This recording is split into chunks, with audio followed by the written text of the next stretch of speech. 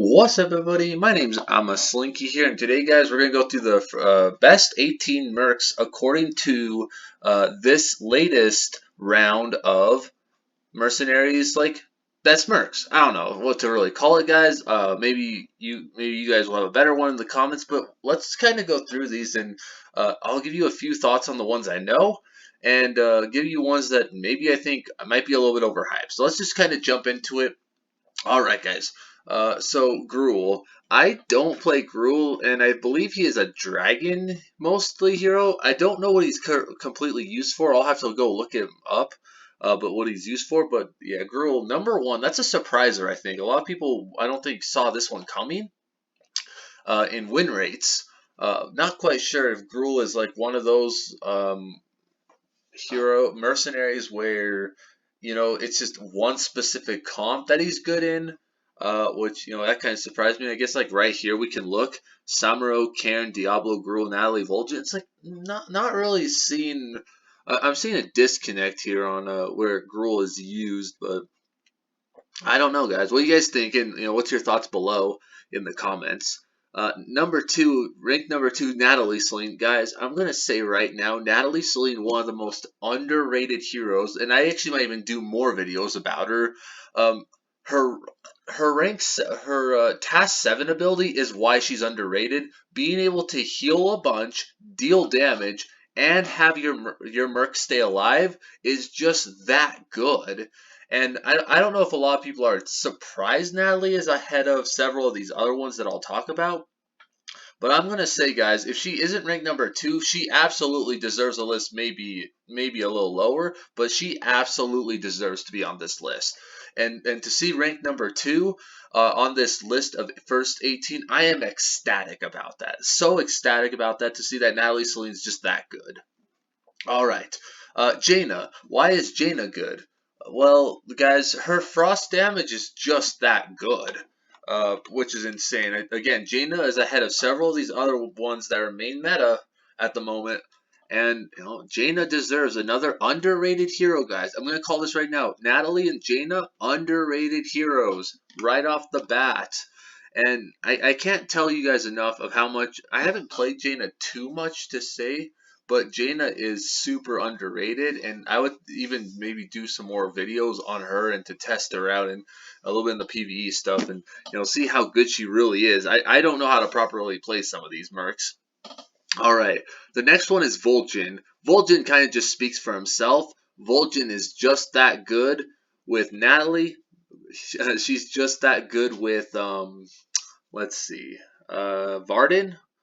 She's just that good with a lot of shadow ability. Tamsin, she's really good with. I'm just gonna say this right now. Another hero that I believe to be underrated, super high on this list, super good. Maybe it's because I haven't seen it, so that's why I think it's underrated. But Vulgin and Tamsin, super solid, and I don't. I'll get to this, but I don't know if Tamsin's on this list. Next one is Ragnaros. Guys, Ragnaros really speaks for himself. Just to see Ragnaros on here, really solid to see Ragnaros, work around in the fire comps. Nice damage cap, nice big damage 2-1, nice critical damage to have his ability go off. Die insect, that's what he's useful for at the moment. And Ragnaros, just speaking for himself, dude, he's just that good. And the fire comp's super solid at this moment in the meta, and as of the recording of this video. So I hope you guys try that out. Ragnaros, super fun. I actually have really enjoyed him. Not gonna lie. Diablo, and to see Diablo number 6 is really surprising. Natalie, Gruel, and Jaina, I think all those are maybe a little bit worse than Diablo, but people are starting to counter Diablo. That's why he's number 6 on this list.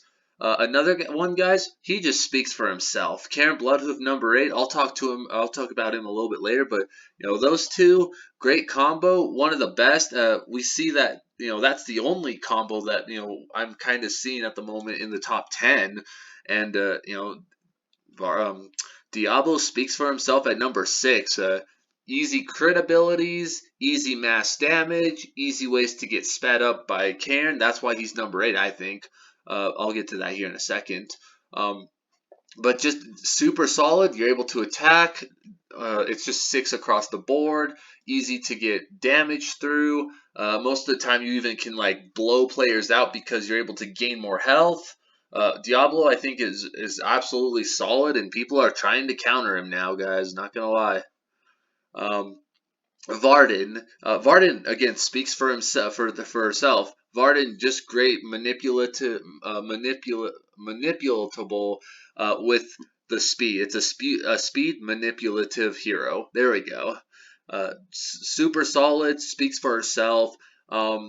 It's just easy to get attacks off first to kill things you need. Vardyn really good with Cairn, Diablo. Usually I've seen all 3. If I haven't seen all 3, I usually see 2 of the 3 in Diablo, Vardyn, or Cairn Vardyn, or Cairn Diablo. Most of the time I see that. Or Vardyn Diablo, I see a lot of that. Vardyn, again, just speaks for herself. Easy manipulation and speed to slow your opponents down makes you a lot better. And if you don't play Vardyn, you could be in a world of hurt. All right. The next one is Cairn, and I was speaking about Diablo. Cairn speeds up Diablo. Cairn speeds up literally everything. I actually believe Cairn should be higher on this list. Makes him super underrated, but I think people are starting to counter him, which is why he's at number 8. A lot of people are trying to figure out how to deal with Cairn's reincarnation ability, and actually Blizzard, I don't know if you guys know this, but Blizzard put a little squiggly at the bottom to indicate that Cairn hasn't died yet. I don't know how many of you guys have actually noticed this or not. This was actually a very small change that I don't think anybody really noticed or talked about. I guess I can talk to you about later in the game in a gameplay video in the future, but Cairn, it's a lot easier to know if you have killed Cairn than prior. If you would have to use your brain. Now it's a lot easier to use to know Cairn would get alive. But Cairn, super solid. It's a speed manipulation. That's really what he's used for. Speed up, slow down your opponent, speed up your comp. Easy to kill things. I've used Cairn almost right off the bat when Cariel dies.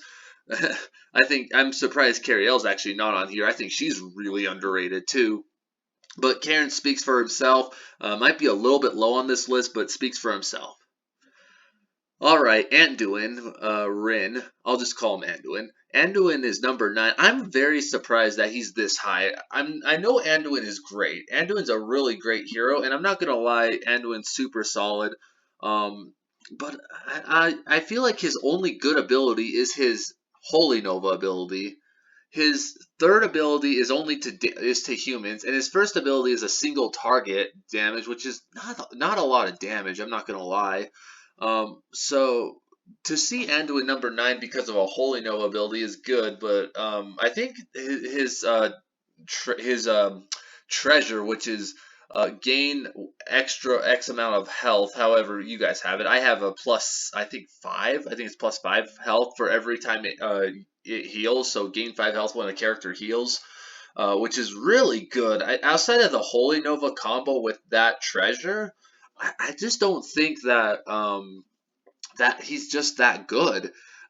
Might be a little bit overrated here, and I know I love Anduin, and I call him good, but I don't think he's number 9 on this list. I think there's several other ones that I think are better that can help kill minions, that deal lots more damage. But for this list, it says Anduin is number 9 based on the Blizzard polls. Number 10, Tavis Stormpike. I think this one's a little too low. I'm not gonna lie, guys. His trap ability, where he can continually duplicate traps, is absurdly good. It's absurdly good, and to say that is not lightly. Not gonna lie, guys. It's not lightly. Being able to duplicate explosive trap after explosive trap, which deals double-digit damage. It deals double-digit damage. To get bear trap, explosive trap, just that goes over and over. I'm not gonna lie, guys, that's so good. Being able to duplicate traps, have 2 or 3 at a time, from either explosive or bear or both. It's just that good, and there's a reason why there's a cooldown on it. I think there's a reason why Blizzard did that. But I actually believe is a little too low from number 10. I think he should be at least number 7. I think Gruel, Natalie, and Jaina are a little bit high on this list for the early meta, but I think as it starts to solid shake its way out. I think these first three, Gruel, Natalie, Jaina, I think these first three will drop a little bit. I think people are just using them, but I'm still ecstatic to see some maybe not some abnormal characters up there. Back to number 11, Blinkfox. Why is Blinkfox number 11? Well, I'm not gonna lie, guys. Her mind, what's it called? Mind control ability? I can't remember what it's called. Her mind ability or duplicate ability or whatever. Her third ability says when the last ability that's played, make this 5 less if it's maxed out. Make this 5 less if it's maxed out. If you use the 10th tail ability, it makes it 0, which is absurd, really. There's some really absurd things you can do with Blinkfox, and Blinkfox initially was not in any list. I almost made a video, guys, about how Blinkfox is super underrated and how she's going to see play in the near future. Unfortunately, there was some news that came out, so I had to cover that instead. But Blinkfox, Blinkfox has been absurd since then, and to see that Blinkfox gets that respect is I'm so happy to see. Blinkfox absolutely deserved it, and to see that Blinkfox got there, number 11 on this list, super happy about that. All right, we're gonna jump to number 12, Prophet Velen. Prophet Velen. Why is Prophet Velen good? Well, I think he's on here because of Anduin. His holy ability, his maxed out holy ability, I believe, is gain +4 or +5 holy damage, and then um, your next holy ability goes off 2 or 3 times. I've seen that go off several times, and it's just mass healing, mass damage. And if you hit that right, you can go nutso with it, and that's absurd. And I think I think Anduin's a little too high, but I think Prophet Velen keeps him there. Anduin by himself, not that great. Prophet Velen by himself, not that great. But to see a combo Anduin Prophet Velen, I think it's a great ability. I think Prophet Velen is where Prophet. I think that's where they belong. I think that's a great place for it. To see Prophet Velen and Anduin on here again, I think Anduin's too high, but Prophet Velen at 12, I think it's a solid place. And the holy damage, the holy abilities go off. It is very strong. All right. Number 13, I'm not going to lie, guys, Cookie the Cook. A lot of people are saying Cookie is just that good. I have not seen much gameplay of it, so I can't give initial thoughts. But her abilities, from what I've seen, being able to, do some damage, maybe get some crits off, level the Cookie up, it seems strong to me. I'm not going to lie. I'm an F2P player, so I haven't really gotten around to Cookie leveling that much, but I think Cookie is extremely strong based on what I've seen, based on what I think, and based on how I feel. So I do believe maybe Cookie's even a little bit low on this list, if you ask me, based on all the things I know about her, which is not very much. All right, jumping from 13 to 14 is Blademaster Samuro. I'm very surprised Samuro's number 14 on this list. I know speed manipulation is absurd. I know Cairn number 8. I think Blademaster Samuro is a little even low, maybe even a bit lower than I would have even initially put. I probably would have put Samuro above Blinkfox. I think Samuro is more number 11 to number 12, or even maybe number 10. But Blademaster Samuro, why is he good? It's just his double strike ability. Double strike ability, being able to attack again after a minion gets damaged. So Zyrella, which actually isn't on this list. I'm surprised Zyrella is not on here. But Blademaster Samuro, being able to double strike something, kill something from 70 health, that's really good. Being able to kill potentially a caster that might dominate. I've had so many games up to where I am about 6.1 to 6.2k. Just playing Samuro, that's the best thing I have right now, and I play Zyrella. Her 3 ability is so good. Samuro's just double strike has killed so many casters. I think Samuro is a little too low on this, really. And I actually believe number 15 as well. I'll just jump over to that. Baron Gedden. I think Samuro and Baron Gedden are too low on this list. Ragnaros number 5, Baron Gedden number 15. Baron Gedden enables Ragnaros, except what's not on here is another card that doesn't enable either of these, and that's Antonidas. Surprised that both of those are not on here. But Baron Gaddon, why is Baron Gaddon good? Well, he has an AoE effect. If you guys don't know what that means area of effect. Area of effect.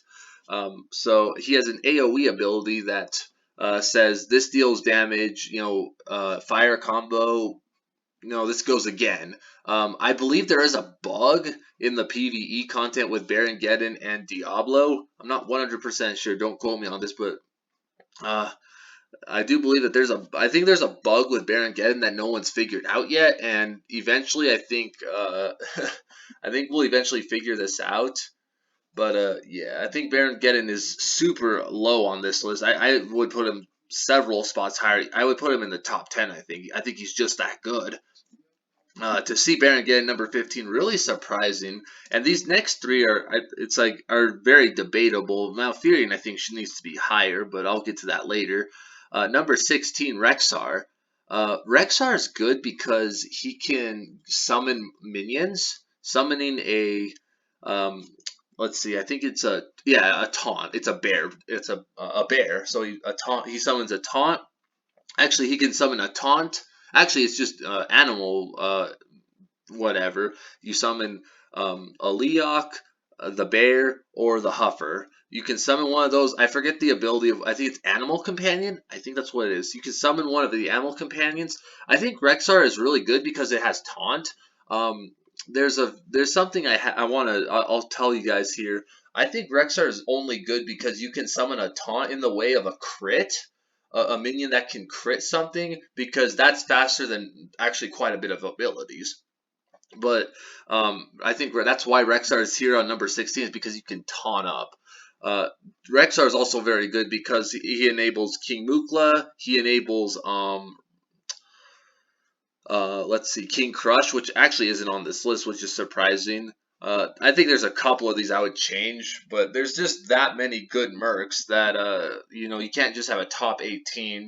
We have to do top 18 based on 50% or higher.